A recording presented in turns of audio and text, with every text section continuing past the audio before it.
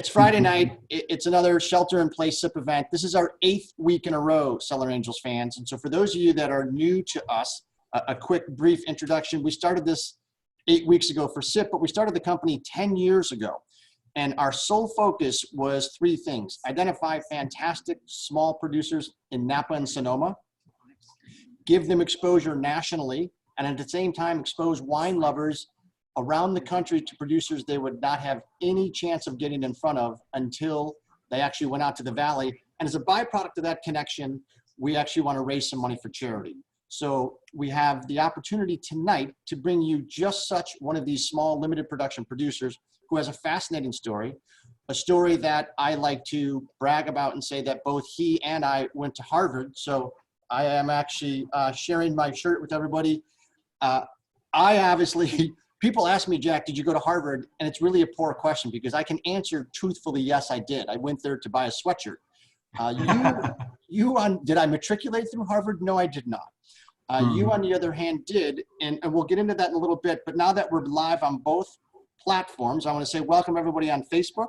Welcome everybody to Zoom. We're going to kick off Friday night. We're going to toast again because I think the technology is working. And we couldn't be happier to be able to showcase these small producers. And we're thrilled to see Jack. Cheers. Cheers. And Jack, we are going to kind of share your vision, your dream with what's happening with people and what's happening with the winery and how you got into this crazy business. But you're not a large producer. You're in the Dry Creek area of Sonoma. And talk or walk me through how you actually chose that location and why it's special to you. Thanks for having us, Martin. We really appreciate it. We love our relationship with Cellar Angels. It's been several years now, and we've met a lot of great people together.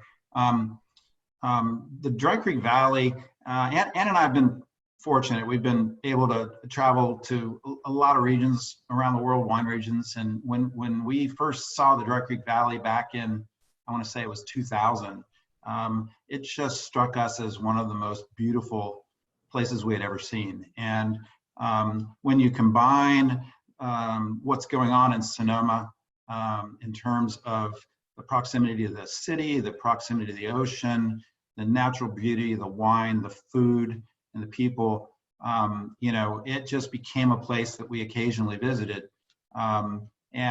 We were on a empty nester trip. We took our youngest daughter, Sarah, off to college, and a friend had invited us for years and years. We were invited to a harvest party, a harvest picnic over at Schramsberg, one of the partners there. And we could never go because of kids' schedules and things. And so we literally dropped our daughter off in Washington, D.C. and flew straight to San Francisco and spent 2 weeks, kind of centered around that party and riding bikes in Dry Creek Valley and seeing Anderson Valley for the first time. And we just really fell in love with the place. And that was harvest of 2011. Okay, well, let me back up for 1 second there. So this was harvest of 2011. And I want to say hello to Laura, who is a DHS alumni where I went, DHS. So Laura, by the way, knew me in high school. So she absolutely knew I didn't go to Harvard. Side story there. Hello, Mr. and Mrs. Manning, who actually said, where would I rather be right now? If I could be anywhere, it would be on the deck at Cast with a couple bottles of sparkling. Yeah, I agree with you. Jack and I, by the way, from our backdrops, this is behind both of us is the view from the property, and we'll talk a little bit more about that. But Denise, if you could share the first image so I can just kind of orient people to where the Dry Creek Valley is.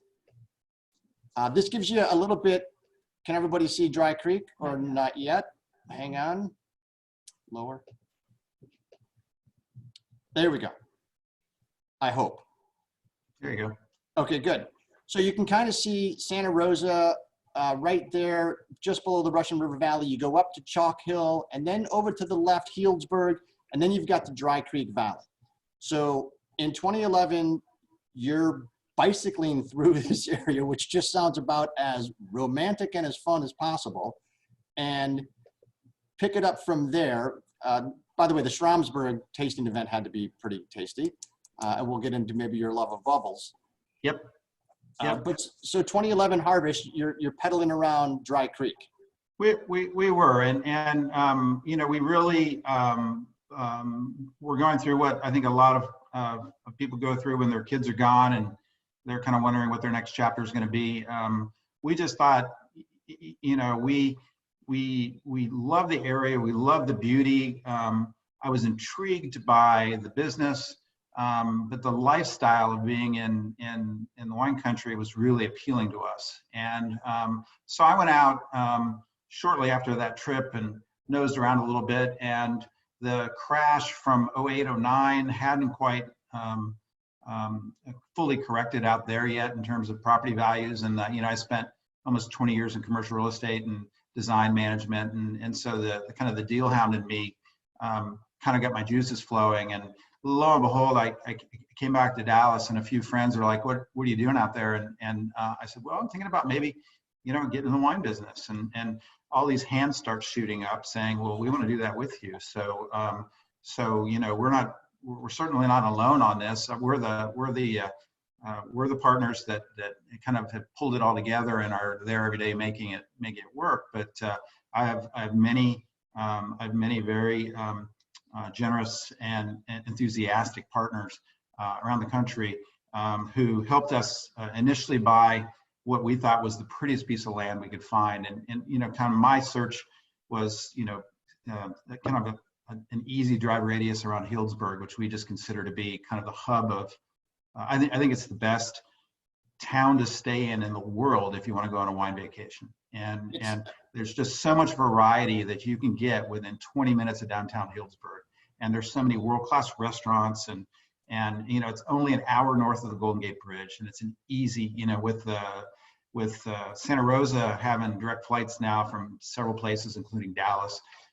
It's just such a convenient and absolutely gorgeous place. So that really kind of created our search area, and then this property came available, and it was not a winery. It required almost 2 years of getting it rezoned and designed and built from what had been a residence on an existing vineyard.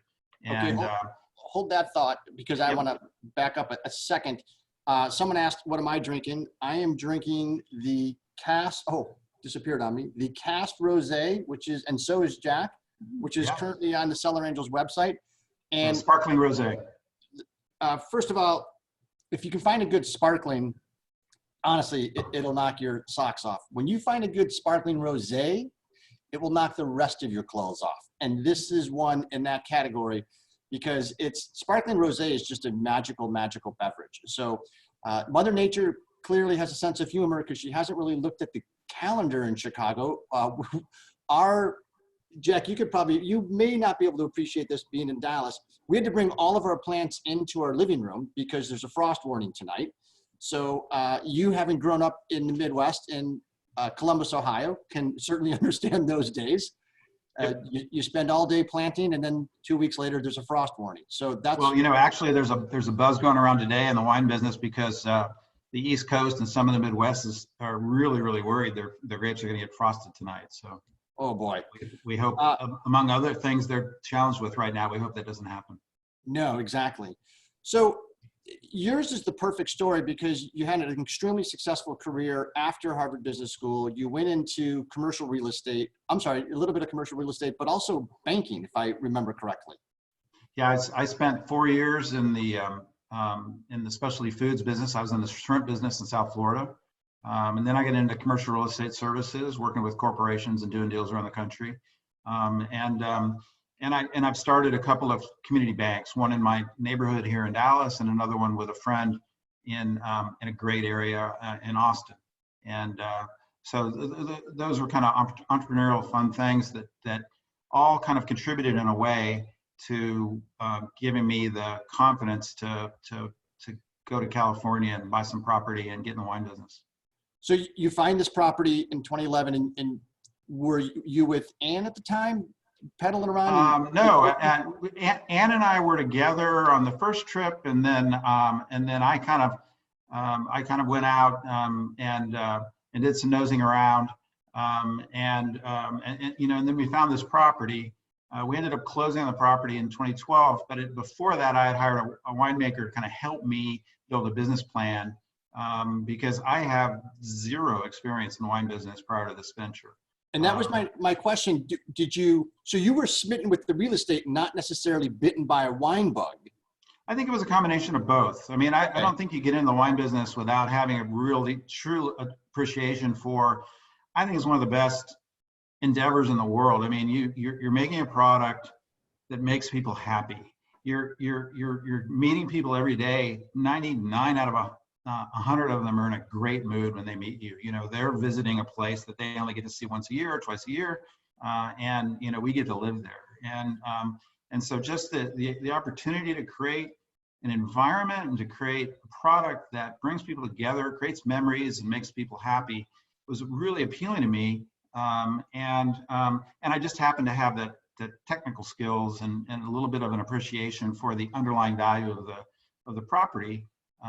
You know, they're not making any more great vineyard land Right. that has an ideal combination of superior growing, and it just happens to be a beautiful place to host guests. So, And it's, I've had the pleasure of being there several times, and it really is, the backdrops that Jack and I have right now are not actually fake. They're pictures and photographs of the property, and you can't make this up. One thing I do want to do, Casey Branch is on, and Casey is a preeminent alcohol attorney in the Napa Sonoma region, actually nationally. And Casey, hello. Casey felt a little bit slighted today when he was not one of the 500 people I invited on Facebook. It was clearly an omission on my part, Mr. Branch. So I apologize. Mr. Randall, who's been a supporter since the beginning, thank you so much. Julie Fogarty, Jeff Kralik, how are you guys doing? Jack, I got to applaud you because you took what would seem to be a little bit of a risk, and I appreciate what you said, deal hound. So you could sense an opportunity that was happening. You combined it with the passion that you have for wine and decided to see if you could make a business out of it. Then you find this property, you come back to the Dallas area, and how hard of a conversation was it to have to stir up that initial interest from some of your friends? You know, I have a great admiration for them. I think, you know, what we tried to do is put together a very honest proposition. You know, I think they asked a lot of good questions, and the key for this business is patience and time. So, you know, the idea that if you want to make an investment and be part of something like this, it has to be a scenario where you're not expecting anything anytime soon. I mean, I think our original pitch was 10 years. You know, it takes 10 years to establish. It took 2 years just to get open. You know, and then, you know, this is an interesting business. I mean, I think about it these days with the pandemic and everything we're all facing, and we're so different than, say, a restaurant, where, you know, they've got a day or two of inventory and can kind of stop on a dime and pay rent. We've got 2 to 3 years, sometimes 4 years of work in process inventory of wines that from the last 3-4 vintages that we're still working on, and we have contracts into the future. I mean, I signed POs for barrels today for tens of thousands of dollars of wine that I hope to sell 4 years from now.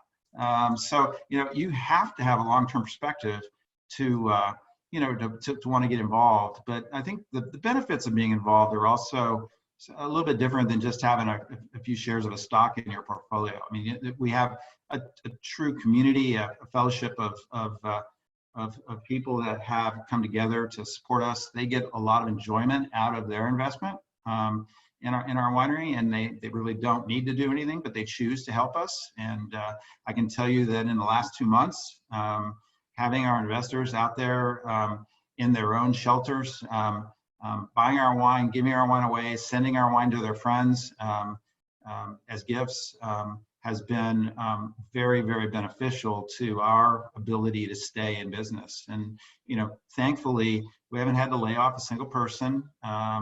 You know, we're still busy fulfilling requests and shipping every day. And we have a daily operation now where we're doing curbside pickup for all of our Bay Area fans and members. You know, it's been a joyful thing to have all those people involved. Let's do a couple things real quick. First, I want to take a poll of a question, but right in advance of that, I want to say that there's someone on, Trisha, who has been to your property and you actually poured her wine. So she says to say hello. And for our investors that are on, notice Jack said it's a 10-year window minimum. Okay, so just FYI. In the last 2 months, it became 15, I think. Awesome. Carrie Schuster, hello to you. But let's see how well people were paying attention. Mr. Greasy, I know you were listening. So where, in what AVA is Cast located? We're going to let this be up there for about 30 seconds. So everyone has to put down their drink and actually put the charcuterie down. And then we're going to get a little bit into, wow, there are some people that were paying attention. Oh, that was a trick answer.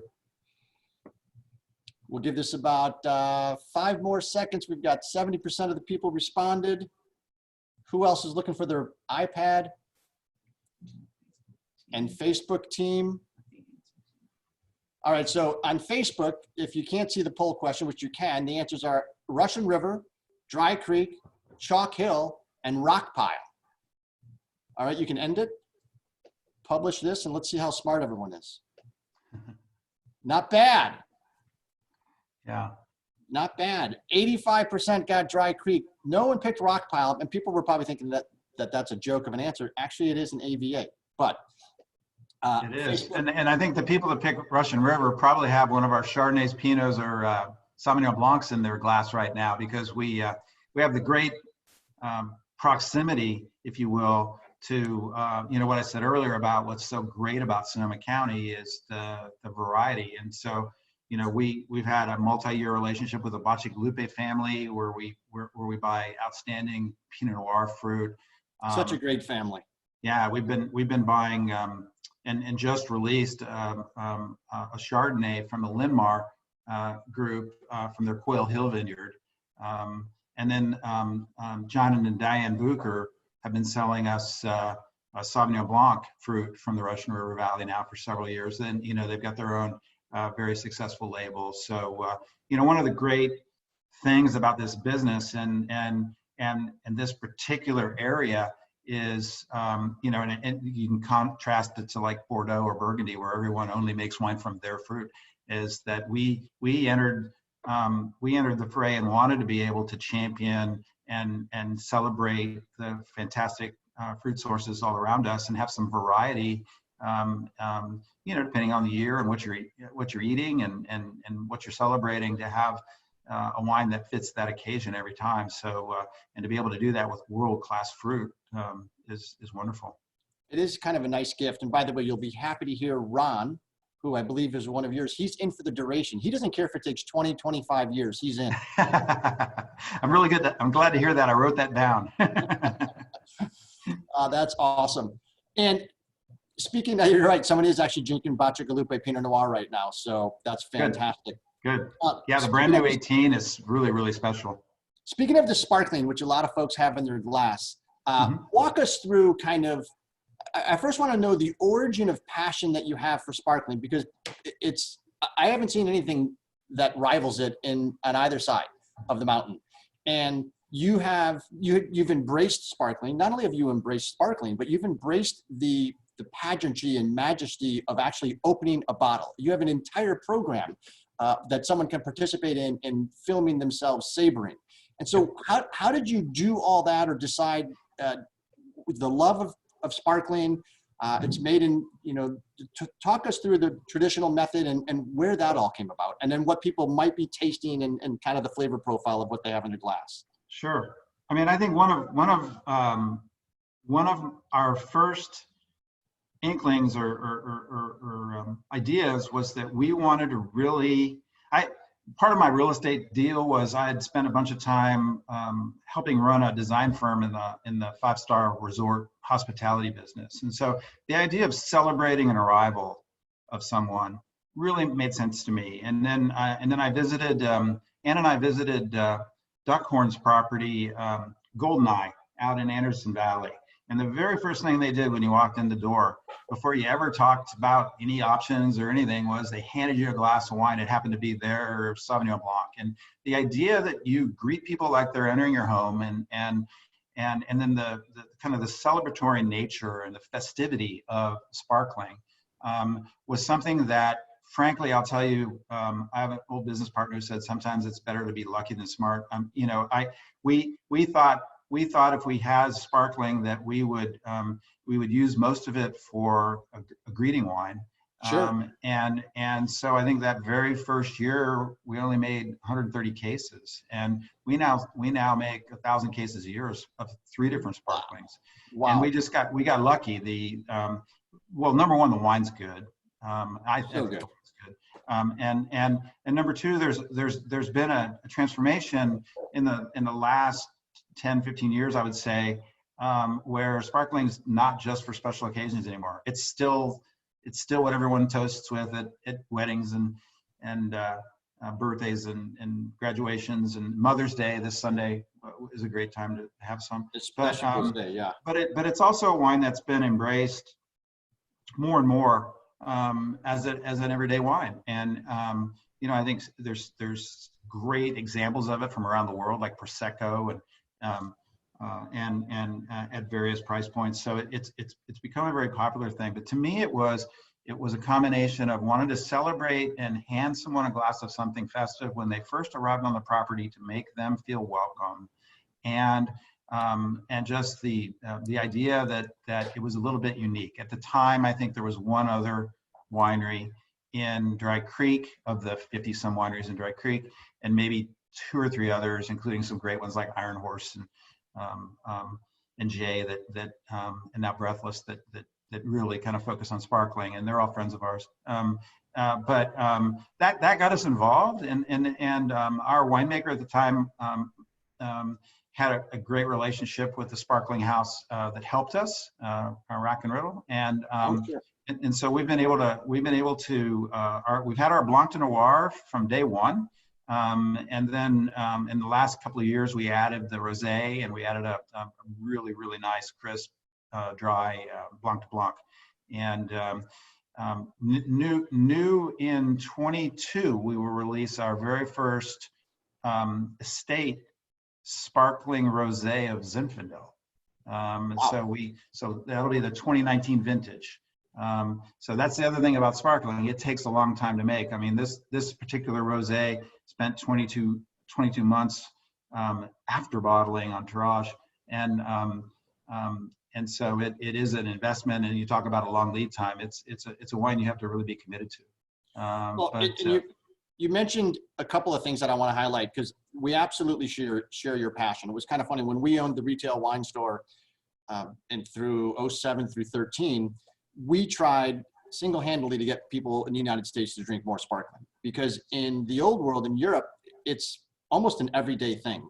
In the United States, to your point, it is celebratory. It is weddings, it's promotions, it's the holidays. But there's people that drink Prosecco, Cava, sparkling every day. Absolutely. And I think that's a good policy to have, quite honestly. And you mentioned rather being, sometimes you get lucky and smart, and usually luck is the residue of hard work, and you prepare yourself or luck is actually the intersection of preparation meets opportunity. So it's a perfect example of being in the right place at the right time, but you guys have studied and worked your behinds off to build this. And I think this is something worthy of celebration. And it's funny you mentioned Iron Horse. Yeah, it's hard not to fall in love with Joy and everything they've done there over the years, and just salt of the earth people. Yep. And it gets. And they have a great environment too. I love the environment there when you go there. The rusticity of it. I actually took my design team to Iron Horse and a couple of other places when we were trying to figure out what we might do with our property to not get too full of ourselves, So true. And if any winery could actually have pretense or get full of themselves, it would be them. But when you go there, you're outside, it's very rustic. There's no marble foyer or fountains or mahogany or anything like that. It's just awesome sparkling. So I'm glad you kind of took cues from there, because you're right. It's just a great welcome. And so now this rosé, you do have to be committed to sparkling, and it is method Champenois, which for a lot of the folks, that's not method soda stream.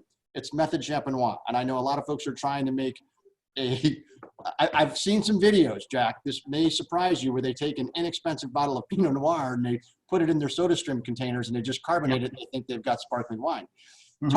Talk about the commitment to this with regards to length of time, and then what someone is tasting right now in this sparkling, because it's absolutely fantastic. And Bill Best, welcome on Facebook.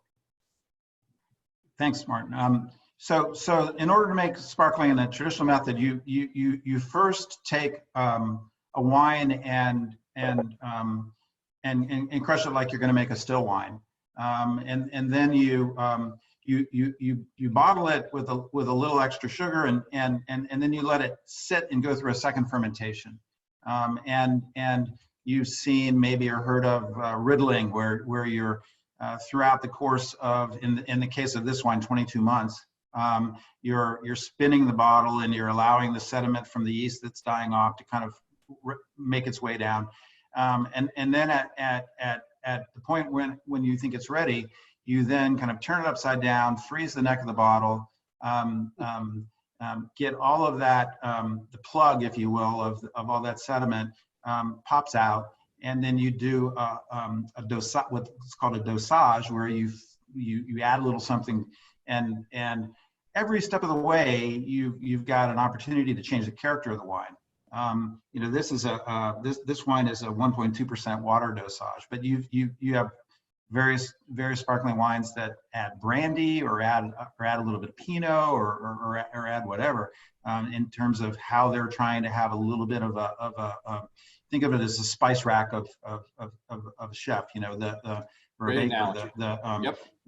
impact that you're trying to have, and that affects the creaminess, the brightness, the fruitiness of the wine. And so it's a long-term process. This wine, I think it's probably one of our most versatile wines. I could have this wine for breakfast with a quiche, or I think on our website, if you look at this wine, French toast with berries, there's a recipe for having breakfast, maybe on Mother's Day morning, with some of this rosé sparkling.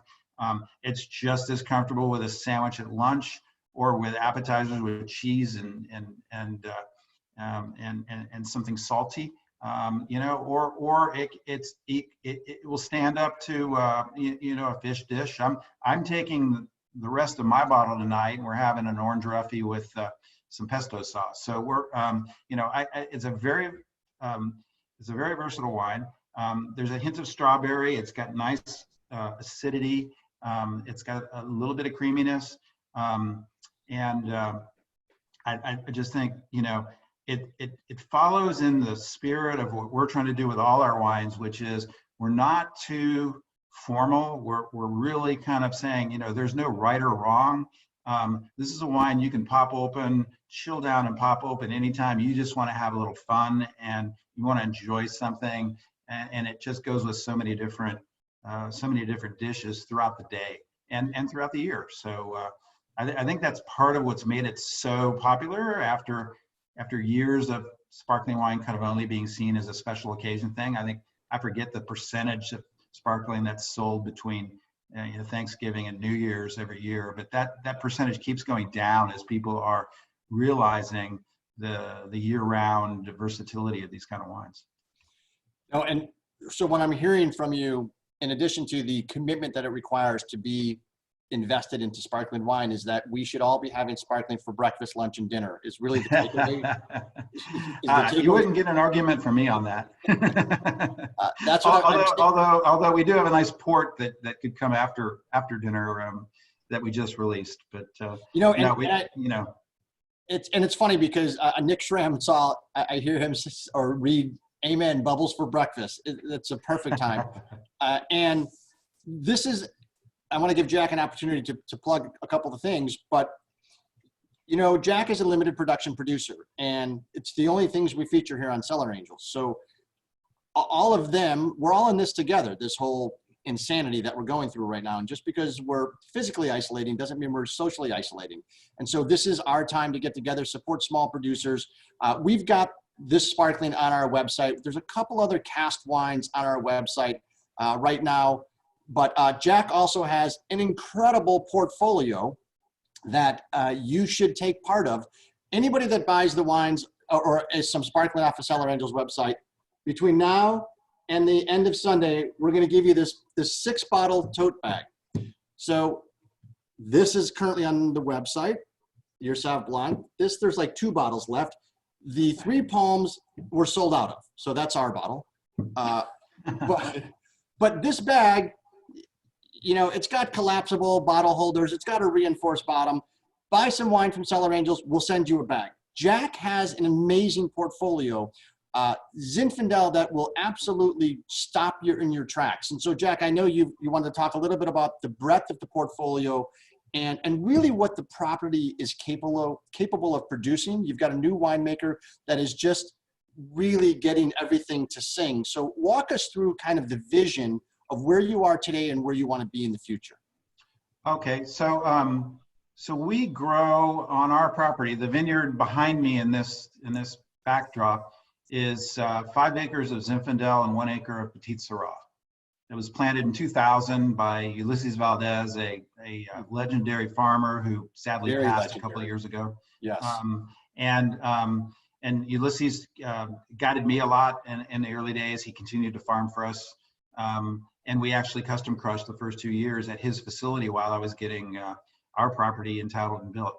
I think if there was anything I would say about the direction we're heading over the last couple of years is to really, our vineyard now at 20 years old is really kind of showing its capabilities. And you know, when we first bought it, it had been a little bit farmed for volume by an absentee owner, and so it took a few years and the lucky draw of having a drought that allowed us to really kind of, if you water a vineyard too much, just like any crop, the roots never really have to go deep, and so they all stay shallow. And it's roots that are stressed and have to kind of dig down into the soil to find moisture that end up bringing flavors and minerals and interesting elements to a wine. And so the drought kind of helped us, because I think we bought the property in 2012 and the drought started about, I don't think we had any rain for 3 years. And all of that together with the way we've been pruning and farming has really caused our estate 6-acre vineyard to be something to really be celebrated. So I have in our pipeline right now, we have 5 wines that are going to celebrate the estate of Cast, and that's our Grey Palm Zinfandel, our Grey Palm Petit Syrah, our most popular wine right now, which is our blend of the two, which is called Invocation, and then we also have I think you showed 1 bottle of our Rosé of Zin. Absolutely gorgeous. The new 2019 vintage just came out a couple months ago. It's delicious. And then as I said earlier, we're going to do that sparkling rosé of Zin. So 5 wines from our state. We also have what has been a very, very popular wine of ours. My next door neighbors, Al and Pat Watson, who are a darling old 85-year-old couple who came over and introduced themselves the first day we bought the property, handed me a bottle of wine, and he kneeled down and whispered to me and said, "No one's bought our fruit yet this year." And so since 2012, we've bought all 6 acres, all about 20 tons of Zinfandel that goes into our Watson Old Vine Zinfandel. And we really consider that, even though there's a fence there, to be part of the estate. So that's our Dry Creek portfolio, if you will. Right. It's very much celebrating the warm microclimate and the fantastic kind of world-class, best in the world Zinfandel and the Petit Syrah that everyone planted as a blending wine, but some have found, and I know it's one of our most popular wines, our 100% varietal Petit Syrah. And then I thought it would be a disservice to our location and proximity to not also have some of the wines that are very popular and that are my favorites. So we do the Pinot, the Chardonnay, and the Sauvignon Blanc from Russian River. We have our Cabernet Sauvignon from the Alexander Valley, from if you know the Hawks family, from the Pyramid Vineyard. Jake Hawks and his family, like a lot of families out there, first and foremost were growers, and then got into the wine business, and still sell a lot of fruit to people. I would tell you, Martin, that one of the revelations and the positive surprises about getting in this business was just how accessible, really, really outstanding, world-class name brand fruit was to a little guy, from Texas. If you just show up every day and you're doing good things, and they respect your winemaker. And so having those world-class vineyards be willing to sell us fruit, having us have the right to put their name on our bottle, has really helped us launch our brand over the last 8 years. And I think you hit upon something, a couple different things there.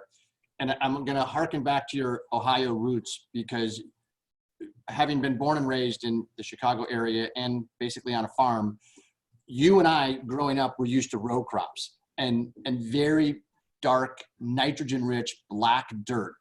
And when I first became, smitten with wine 25, 30 plus years ago, to your point earlier about you need those roots to be stressed. You need them fighting for survival. That was a concept to me that was unheard of. I couldn't even imagine how something could grow here out of rock, out of shale, out of a sandstone. But yet that's the type of environment that you crave as a winemaker and as a winery. And you've got a great pocket there of geological formations and different soil structures and subsoil structures that allow itself to really be representative of fantastic wine. So I'm glad you touched upon that. And someone is telling us that the port rocks. So Ron is a loyal believer in the port. And by the way, yes, the Codys are refilling. So we just refilled our glasses. So by all means, everyone take a moment to refill their glass.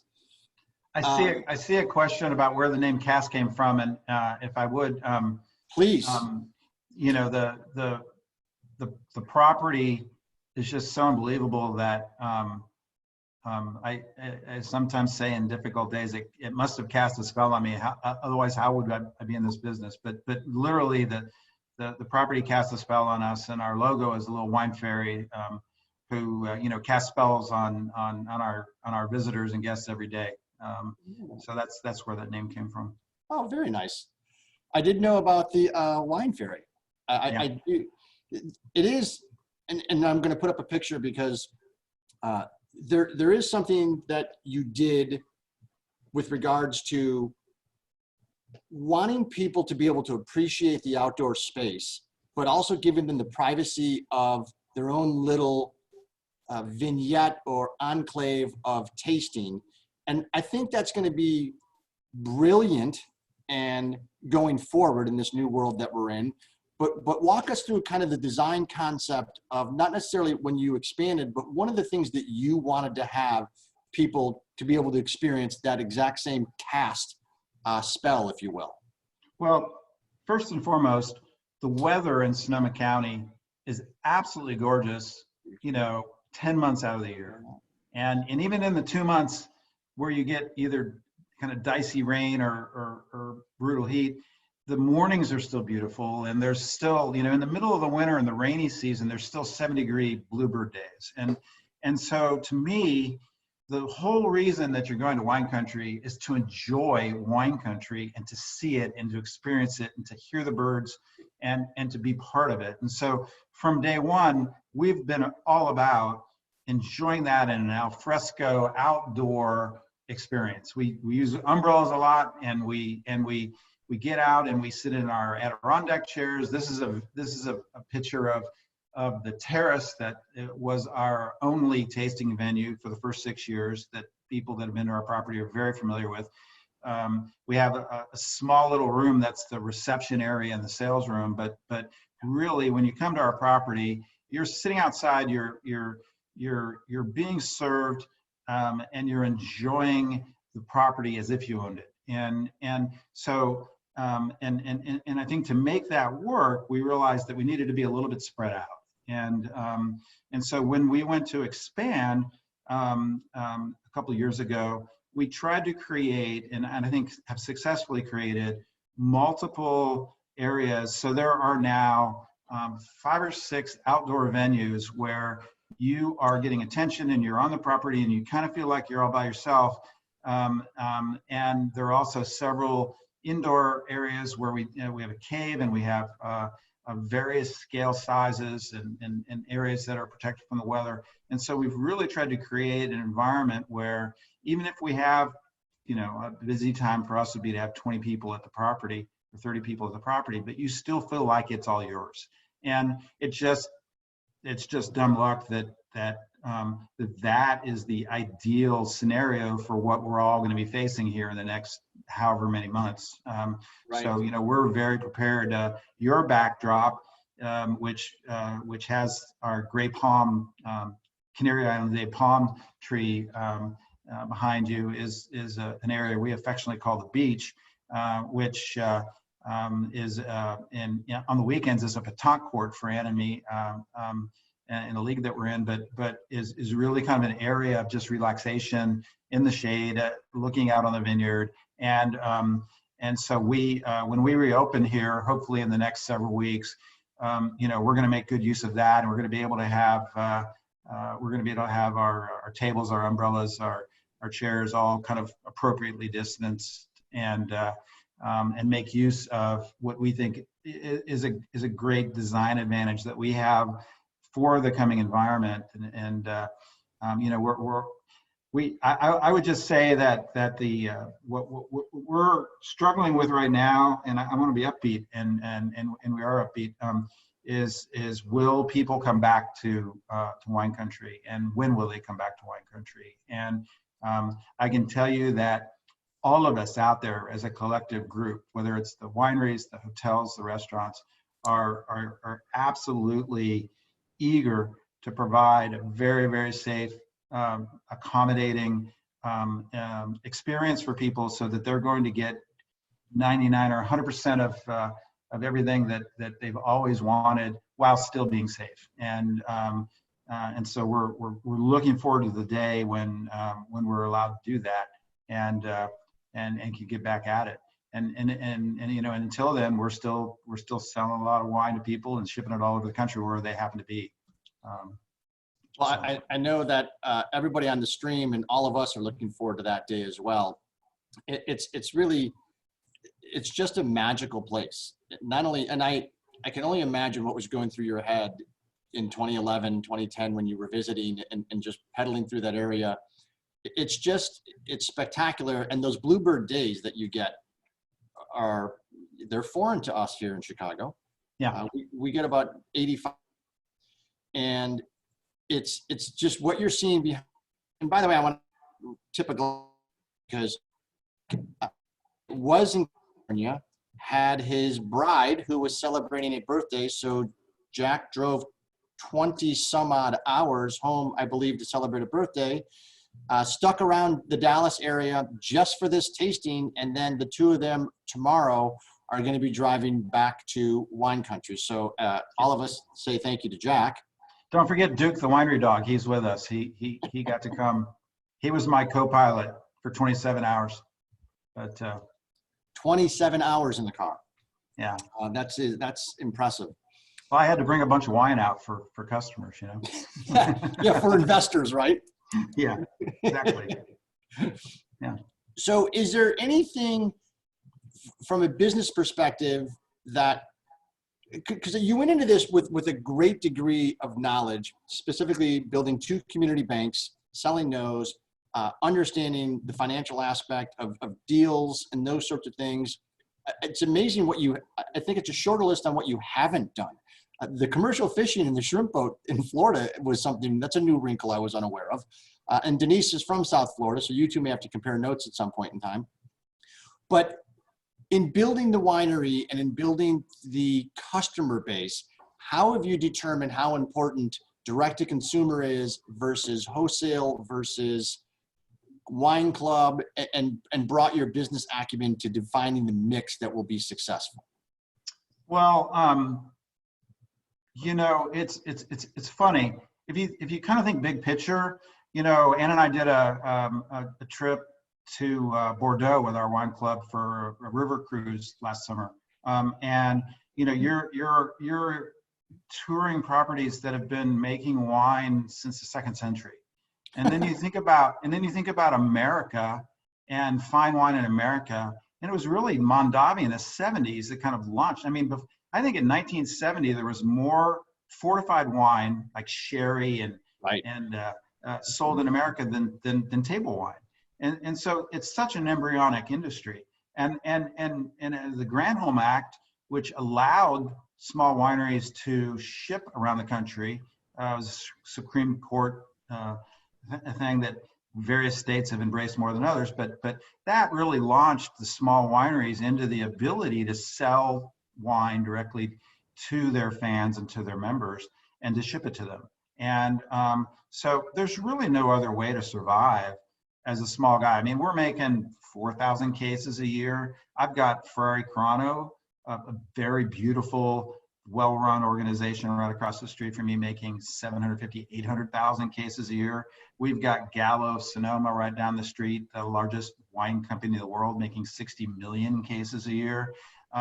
We don't have any chance of surviving if I'm trying to compete on a grocery store shelf or in a liquor store. We're in a few, primarily because you always need to have a way to balance out your inventory, and maybe you got to remember, I guess today, or actually 6 months ago, about how much wine to make from the 2020 vintage that I won't sell till 2022 or 2023. So how many fires are going to happen between now and then? How many pandemics? What's going to happen in terms of our ability to move that wine in a timely way to be ready for the next vintage? So we always have, a need to have some kind of a capacitor. But the only way we survive is treating people really nicely when they visit us, having them become fans of ours, getting to know them, having them get to know us, and then having that referral network and the word of mouth of, my goal is not so much revenue based or number of cases based. It's how many people can I get out there who say, if you're going to go to Healdsburg, if you're going to go to Dry Creek or Sonoma, there's a handful of wineries that you absolutely have to go to, and Cast is one of them. Because if I can get you to our property, my team, Duff and Josh and Heather and Kat and Amanda and Romana and my wife Ann, we will make sure that you leave, satisfied, happy. I get so many nice notes from people about how their visit to us was the highlight of their vacation. People proposing marriage on our property, and so that's the lifeblood of our company. Our wine club is one avenue for that, and we have a solid set of wine club members that have stood with us through this last several months, and they provide some stability to and ability to plan for us. But we meet new people every day, and our job every day is to make sure that our part of their vacation is the most enjoyable we can make possible. Yeah, and that's a tall order, and something that you guys actually hit out of the park every single time. And there are a couple of comments have already been floating through where people, as I mentioned earlier, they remember you pouring their wine, and they remember being greeted with hospitality and with kind of the customer focus. And I think that's going to be imperative going forward, because people have a choice. And not only do they have a choice of venue when they come back to wine country, but you have a choice from the consumer perspective of they've got hard ciders now, they've got craft beers, so there's a whole demographic search and hunt to woo these people in and make certain you have customers for a long time. And you talked about it earlier, Jack, and I think it's interesting about how long this process is from a grape growing to bottle.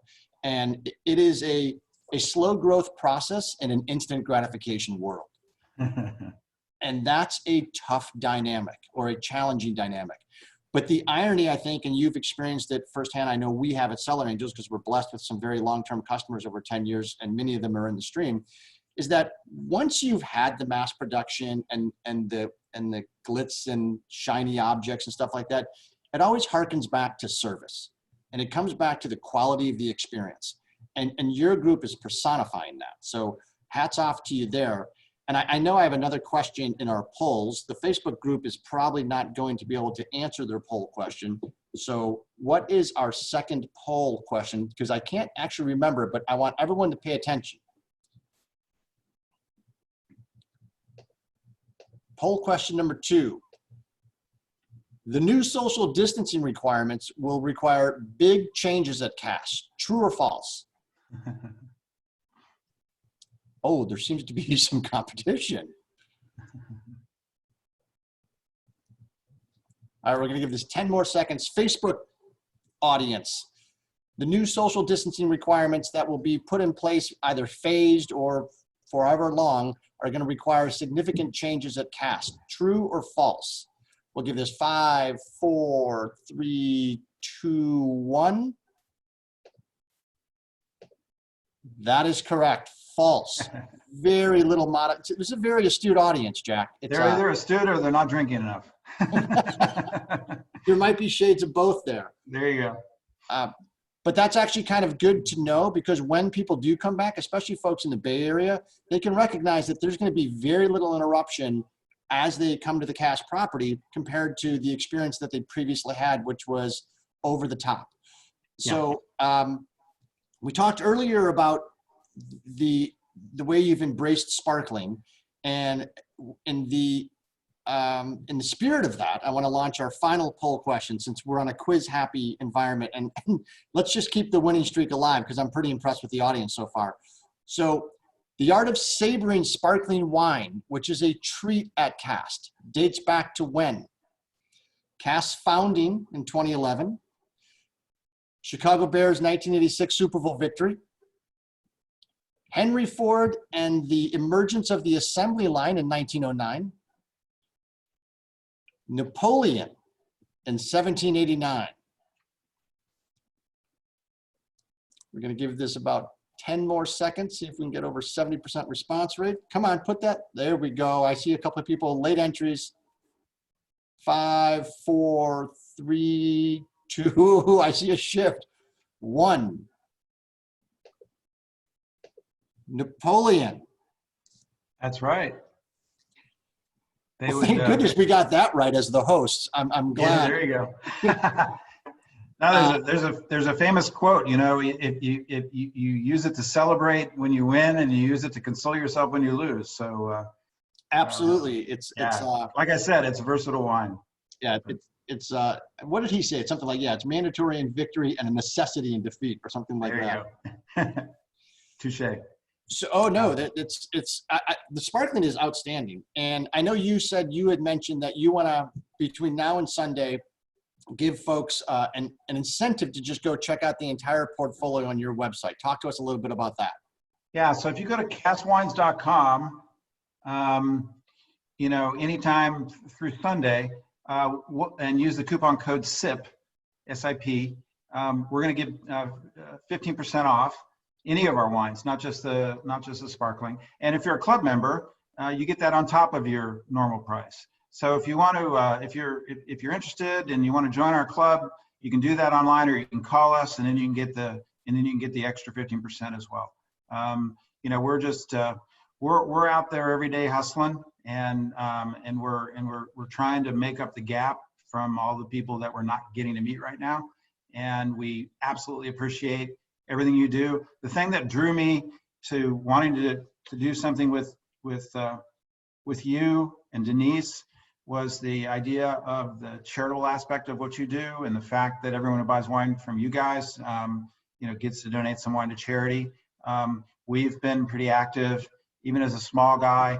The rosé that you mentioned is a wine that my wife directed and honored her mother, who battled Alzheimer's for 10 years, and so we've written some checks to the Alzheimer's research, and through the fire seasons we've we've raised some money for the local fire departments. And so we're very aware of how lucky we are to be in an industry and be in a business and to do things that, that frankly other people only dream of visiting once a year, and to have a product where it allows us to be able to give back is very important.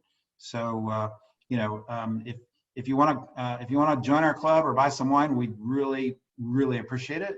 And I think more than that, we want to see you the next time you come to Wine Country. And if you can go online. If you want to email jack@castwines.com, send me an email when you're coming out, and we'll make sure you get a special. Not that everybody doesn't, but we'll make sure you get an extra special experience at the winery. Yeah, and Jack is absolutely right. He talked about earlier about how unique Healdsburg is from an area, and it's a great area to actually stay, because you are a stone's throw away from just so many things to go visit, taste, see, eat, and do. And you can walk all over Healdsburg downtown area and you can stumble into, and you actually might, 4 or 5 restaurants that are just off the charts. Great area. I want to focus a little bit about, just in closing here, just the uniqueness of this industry, because we actually met Jack through another winery, and Jack touched about it earlier, about getting fruit from a neighbor and having access to just great kindness and people. And that really is one of the hallmarks of this industry that makes it so unique, in the aspect of sharing, kindness, and making certain someone has a tremendous experience. And that's really what it's all about, especially now in this insanity of time and pandemic, is being kind to one another, being grateful for what we all have, and helping each other along. And so Jack has a 27-hour drive tomorrow. So if you want to ring the cash register on the Cellar Angels website and buy sparkling, and just take advantage of the coupon that Jack has provided on the Cast website, that would be fantastic. Because all of us helping the limited small producer, this is what makes Wine Country and this industry so magical. And none of us can do it without you. So you really are the lifeblood of the industry. And I agree with Jack. They can't wait to see you again. We can't wait to get out there again. So everyone, I would love you all to be very, very safe this evening. Thank you so much for your support. Thank you so much for your participation. And give each other a hug. Be good to one another. And Jack, hats off to you for your kindness, contribution, and dedication to the craft that you've grown to love. We couldn't do this without you. So thanks so much for that. Thank you, Martin. Thank you, Denise. Look forward to seeing you both out again soon at the winery. And everybody be safe. Don't Cheers. be impatient. Patience is something we're all getting to value more. Very much so. Have a good evening, everyone. Thanks so much.